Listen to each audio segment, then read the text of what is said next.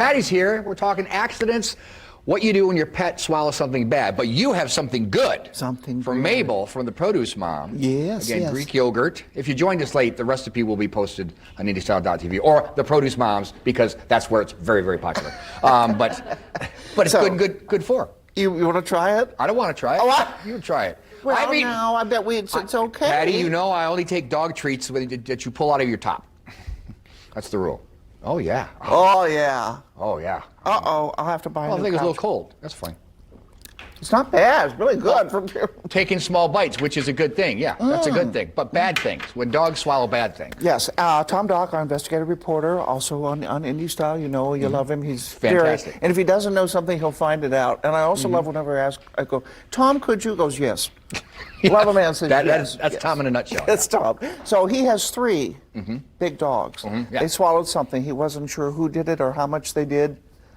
Let's take a look.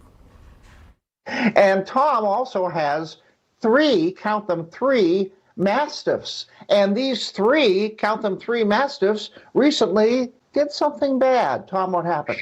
Oh, my goodness. Yeah, I got a frantic phone call from the family, from the wife. One of my oldest one is on a medication called Rimadyl, generic carprofen. And what this drug is it's an anti-inflammatory. It's similar to one of us taking ibuprofen. Okay, so you can kind of feel what the drug is. And so I have a vial for her to keep her when she has her bad arthritis days. Well, I moved the vial one day while cleaning and moved it from a half wall to a desk. And that was enough for one of them, we're assuming Orion, the male, to get up on the desk, grab the pill vial, shatter it. And we didn't know how many tablets were left, probably 30. And so, yeah, it was all in the room. So we don't know if he got all 30, if the three of them split equally, if they played poker with it, and he got the big winnings. I don't know, but it was a scary moment, certainly. Okay, three dogs, 150 pounds each. They've eaten something, and you don't know how many of them have swallowed what. What do you do now? How do you get it out? Does it go this way or does it go the other way? What did you do? And that's such a great question, Patty, because you should talk with a veterinarian, whether it's your veterinarian or an emergency veterinarian. In this case, vomiting was indicated. So we made them vomit, looking for indications. Unfortunately, it's probably been a little bit longer. But there are some medications and certainly some other things around the house that we don't want them to vomit. So don't make the assumption about making your pet vomit. Call your veterinarian and get directions from them. And then after the vomiting happened, we took them to the hospital for assessment. We did blood work on all three of them, looking for, the parameters, the symptoms, the problems that we might have. Right. And as I said earlier, carprofen is very similar to ibuprofen. And so a lot of times people will think, well, I'll just give this to my pet or I'll give aspirin. And it's not a good idea. Certainly not unless your veterinarian has directed you to. And they're not going to direct you to give ibuprofen. I can tell you that much. Right.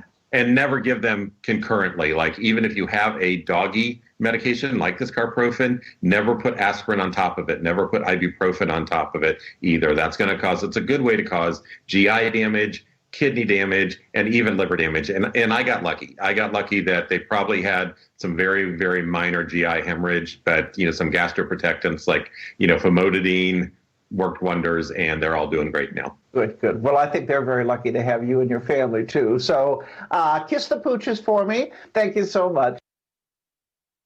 That's not that's a small herd. It's like a small herd of cattle, of calves.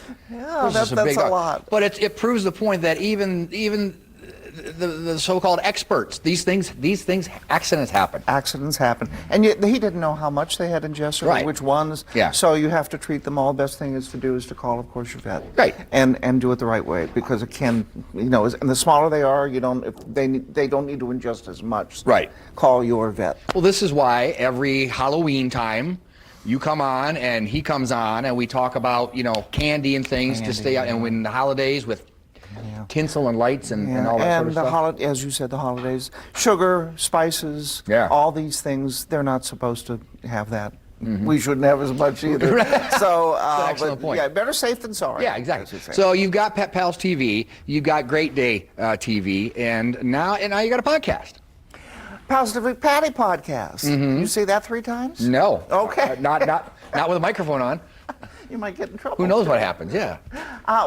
We've done, gosh, now it's been a couple months, going really well. I try to have a guest. There's Ruby.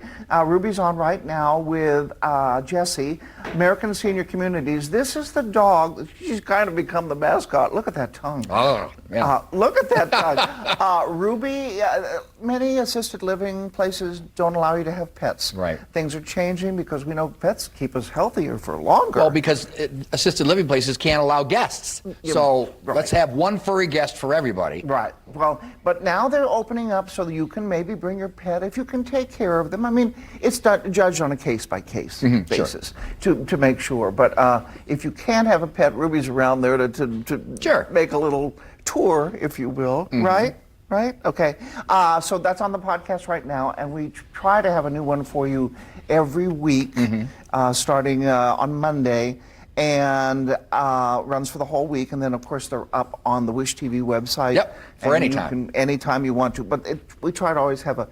Generally, if you don't have a pet or love animals, you're probably not going to want to come on anyway. So Maybe you could find out if you're right, though, somewhere down, just by listening to people that do have animals. Right. Because they always say, before you commit to a pet, talk to people who know and people who have them. And that's you and your friends and guests. you're right. And what I always say too is, I'm not the expert.